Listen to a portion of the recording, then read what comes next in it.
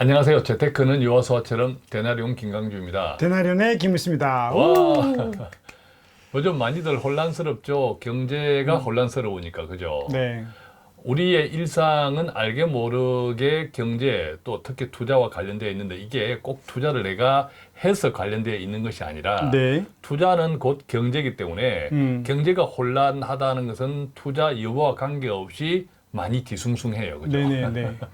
예, 그렇지만 그 가운데 특히 또 적립식 투자나 요즘은 뭐 변액보험 이런 모든 것들이 또 실질적으로는 투자와 연결되어 있잖아요. 네, 맞습니다. 그렇기 때문에 그런 분들 가운데는 더 조금 불안해하고 혼란스럽게 생각하시는 분들도 많은데 네. 이게 뒤집어 생각하면 과거를 돌아보면 또 답은 나와 있어. 이게 이제 사이클이잖아요. 그죠? 맞습니다. 오늘은 우리 센터장님이 이 사이클에 대해서 또 최근에 이 혼란을 어떻게 이해하면 좋을지에 대해서 네. 깔끔하게 한번 준비를 해 오셨는데 네. 경청해 보도록 하겠습니다. 네, 오늘은 이제 우리가 늘 급등하고 급락하는데 예. 저도 이제 20년째인데 가만히 보면 경기 순환 사이클이 있는 것 같아요. 맞아요. 예. 예, 뭐 성장하고 떨어지고 또 금리도 보면 올랐다가 떨어졌다가 예. 2018년도에 금리가 한참 오를 거라고 했다가 예. 갑자기 또 막 떨어졌거든요.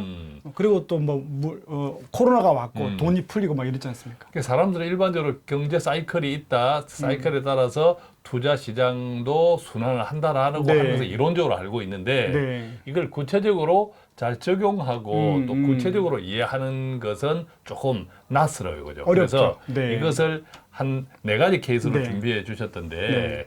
케이스 1, 2, 3, 4로 우리가 경제 순환 또 투자 순환 사이클을 네. 좀 구체적으로 이해하는 시간을 가지면 그렇- 좋겠는데 그렇죠. 첫 번째 케이스는 어떤 케이스인가요?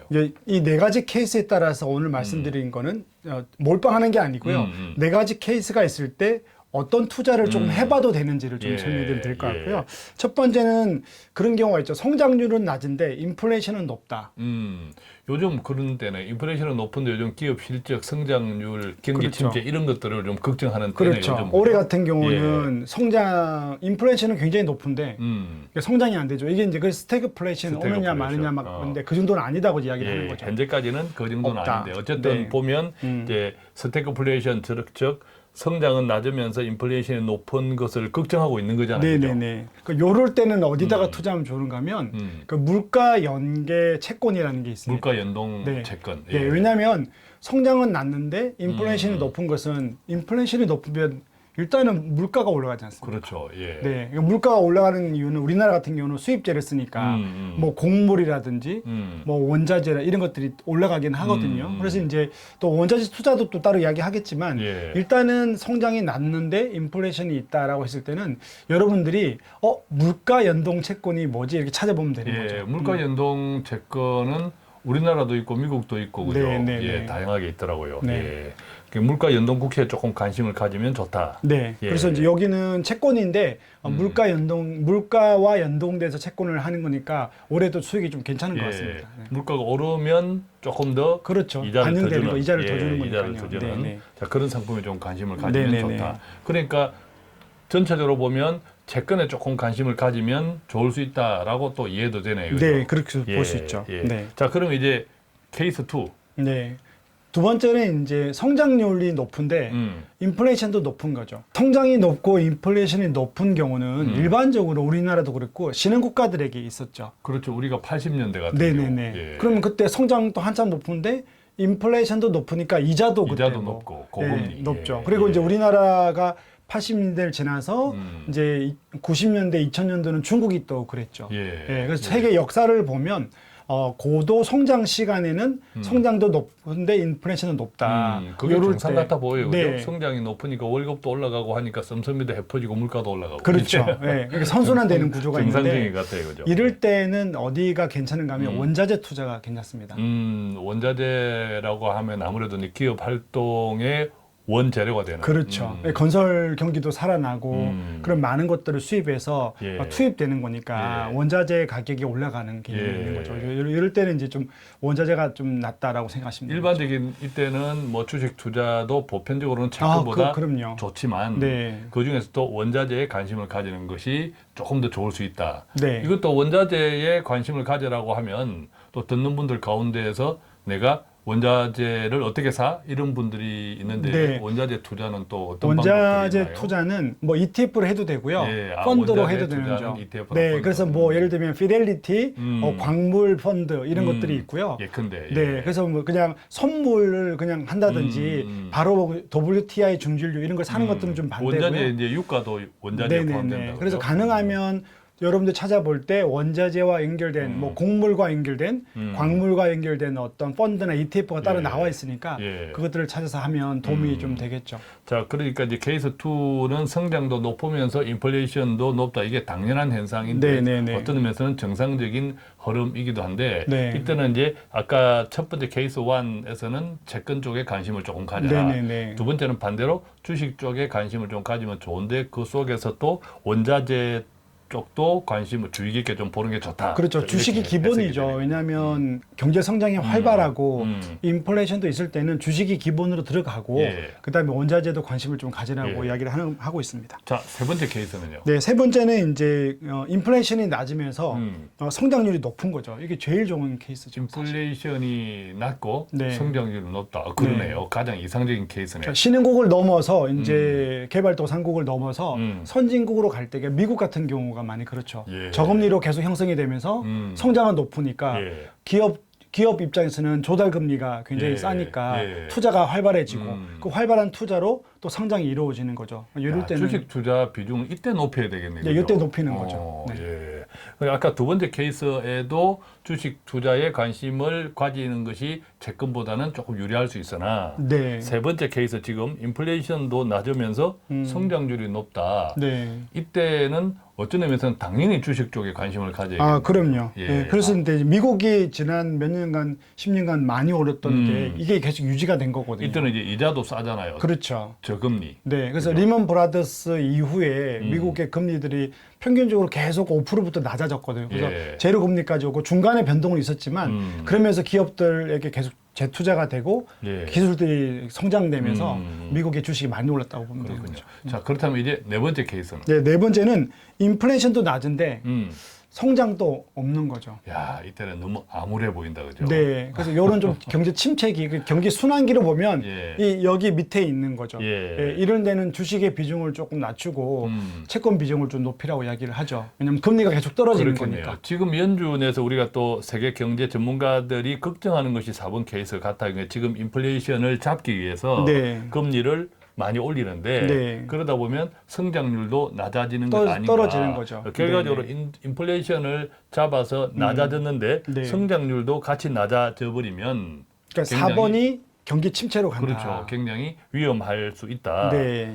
그래서 케이스 4번을 지금 많은 경제 전문가들이 걱정하고 있는 상황이네요. 그죠? 네. 지금 현 시점에서 그렇죠. 보면. 자, 이때는 그럼 어떻게 하는 채권 게 비중을 좋나요? 좀 늘리는 게 좋은 거죠. 그러니까 인플레이션을 낮춘다는 개념은 고금리에서 저금리로, 왜냐하면 경제 성장이 둔화되다 보니 예. 조달 금리를 낮춰야 되거든요. 그래서 인플레이션 높을 때는 우리가 금리를 높여서 인플레이션을 잡고 지금 보면 되는 거죠. 예. 그때 지난달인가요? 어쨌든 CPI가 9%까지 나올 때 예, 예. 결국 인플레이션 때문에 계속 금리를 올리고 있지 않습니까? 근데 이제 인플레이션이 낮아지고 성장이 안 될 때는 금리를 낮추니까 금리를 낮추다 보면 채권 수익이 높아지는 거니까 좀 그렇게 채권의 투입 비율을 높이는 것들이 좋다 이렇게 보는 거죠. 자, 그럼 아까 우리가 첫 번째 케이스에서는 성장률을 낮으면서 인플레이션이 높은 때는 채권 가운데에서도 물가 연동 채권에 조금 더 관심을 가지는 그렇죠. 것이 유리하다는 예, 거죠. 좀 유리하고 상대적으로 좀 안전 마진을 네. 확보할 수 있다. 네. 네 번째는 이제 지금도 이제 채권 이야기를 해서 헷갈릴 것 같아서 아, 그렇죠. 조금 정리를 해드리는데 네 번째 케이스는 인플레이션이 낮고 성장률도 낮는 경우 네. 나쁜 상황이죠. 나쁜 그렇죠. 상황에서는 주식보다는 일반적인 채권 비중, 네네네네. 일반적인 채권 비중을 좀 늘리는 것이 좋다. 네네, 이렇게 그렇죠. 이해할 수 있겠네요. 네. 그죠? 자, 그러면 이제 케이스 1, 2, 3, 4가 어떤 의미에서는 순환은 하는데 네. 이게 언제부터가 케이스 1이고 언제부터가 케이스 2고 이게 딱 떨어지게 네. 구분하기는 사실 힘들잖아요. 특히 일반인들 입장에서는. 그래서 그렇다면 이걸 좀 종합적으로 네. 종합적으로 적용한다면 네. 어떤 좀 원칙과 기준을 좀 잡으면 좋을까요? 첫 번째는 이제 이 네 가지가 어디에 걸려도 결국은 주식의 반등 기간이 있기 때문에 예. 그리고 반등했을 때는 채권보다는 주식이 많이 오르거든요. 그래서 기본적으로는 주식 비중을 깔고 가자는 개념이죠. 어떤 국면에서도 네. 기본적으로 주식 비중을 깔고 가는데 이제 비중의 차이는 있겠죠. 그렇죠. 비중의 네. 차이는 있겠지만 기본적으로 좀 주식은 깔고 가자. 두 번째는요. 두 번째는 이제 적용해 보면 올해 초를 생각해 보면 될 것 예, 같아요. 예. 올해 초에 인플레이션이 가장 높고 그다음에 성장을 걱정하는 거였잖아요. 예. 그러면 이제 올해 수익률 중에 괜찮았던 게 두 가지예요. 주식은 한 30%, 20% 떨어져 있고 물가 연동 채권이 올해 한 6% 정도. 예. 그러니까 결국 이거는 비중을 높였을 때 주식이 떨어지는 거를 막고 물가 연동 채권으로 한 5, 6% 정도가 큰 거죠. 그리고 이제 원자재 같은 경우도 올해 많이 올해는 또 좋았죠. 전쟁도 터져가지고. 네, 그것 때문에 또 그렇죠. 예. 네, 전쟁이 아니었으면 원자재가 좀 걱정이 됐는데 오히려 예. 전쟁 때문에 또 원자재, 그러니까 원자재 코모디티 투자와 물가 연동 채권 투자가 올해 좀 좋았던 것들이 업체 적용할 수 있는 거죠. 기업이라고 네, 고물가의 역량 중에 하나가 이제 지난해에 돈을 엄청 많이 풀었다. 그렇죠. 자, 그 역량도 있었던 데다가 전쟁까지 그렇죠. 덮쳐가지고 맞습니다. 덮쳐가지고 예상보다 훨씬 큰 우리가 경제적 고통에 시달리는 듯해요. 그럼 세 번째는 세 번째 같은 경우는 우리가 흔히 올해가 되게 공부하기 좋은 해인데 예. 우리가 채권 투자라고 했을 때 예. 채권 투자를 하는 이유는 변동이 작고 마이너스가 없을 거라고 생각하잖아요. 예. 이거 우리 조심해야 돼요. 올해 일반적인 글로벌 채권, 국내 채권에 그리고 우리나라 10년 장기채의 예. 기본적인 수익률이 마이너스 5에서 마이너스 10%입니다. 채권이. 채권이. 예. 네, 물론 주식은 30%지만 보통 일반적으로 이제 채권은 안전자산이라고 기본적으로는 분류되는데 그죠? 채권은 안전하지 않네. 그럼요. 채권을 투자하고 원금이 보장된다는 분들 되게 많아요. 예. 그래서 그러지는 않다. 그래서 올해 같은 특수한 케이스지만 올해는 마이너스 12% 정도 예. 글로벌 채권도 있다라고 보면 예. 되니까 예. 이런 부분들 우리가 공부가 좀 된 것 예. 같아요. 예. 네. 자, 그러면 이렇게 했음에도 불구하고 그래도 잘 모르겠어. 그러면 도대체 어떻게 하란 말이야? 이런 생각도 가지실 수 있고 네. 또 지금 원칙대로 이렇게 했지만 이게 이제 공부라고 치면 네. 공부대로 했더니 또 안 되는 경우도 있다라는 하소연을 하실 것 같아요, 그죠? 그렇죠. 그러니까 제가 오늘 이 경기 사이클 네 가지 케이스를 가지고 온 것은 여기에 맞게끔 이런 투자를 제가 잘한다는 게 아니고요. 네. 일단 이게 제가 공부한 이론인데, 이게 이론이네. 네, 이걸 다 공부했을 거예요. 이걸 저도 또 이제 제 고객들 자산 관리에 투입했을 때 지난 20년을 돌아보면 불가능하다는 거예요. 예. 그러니까 사실 올해 이렇게 예를 들면 원자재를 좀 해주신 분들이 있거든요. 근데 이걸 제가 늘 맞추거나 그건 안 되는 거니까 제가 오늘 이걸 이야기한 건 이런 게 있다라고 예. 한번 공부가 하고 또 한번 우리가 이걸 할 수 있을까? 예. 그래서 이건 저는 불가능하다 생각보다는 그래서 예측하지 말고 그냥 장기 투자를 하자 이야기도 같이 좀 하고 싶습니다. 우리가 일반적으로 투자에서 예측과 대응이 있는데 네. 예측은 신의 영역, 하나님의 영역인 것 같고 대응도 쉽지 않아요, 그죠? 네, 맞습니다. 근데 뭐 주식이 좀 오르는 것 같고 주식이 좀 떨어지는 것 같고 이렇게 해도 네. 그것을 보면서도 그 흐름에 대한 내가 믿음을 가지기가 네. 확신을 가지기가 참 쉽지 않거든요. 그래서 대응을 하기도 참 쉽지 않은 듯해요, 그죠? 예. 지난번에 좀 큰 돈 맡기신 분이 오셔서 예. 부부가 의견이 다른데 이제 자꾸 유튜브나 기관에서 폭락한다 그러니까 돈을 빼서 주식이 지금 30% 비중인데 20%를 더 빼서 현금화 시킨다는 거예요. 예. 그래서 이제 MP를 발송하려고 했는데 사모님이 연락이 온 거예요. 아무래도 그냥 놔두는 게 낫겠다. 왜냐면 지금 손해가 좀 났거든요.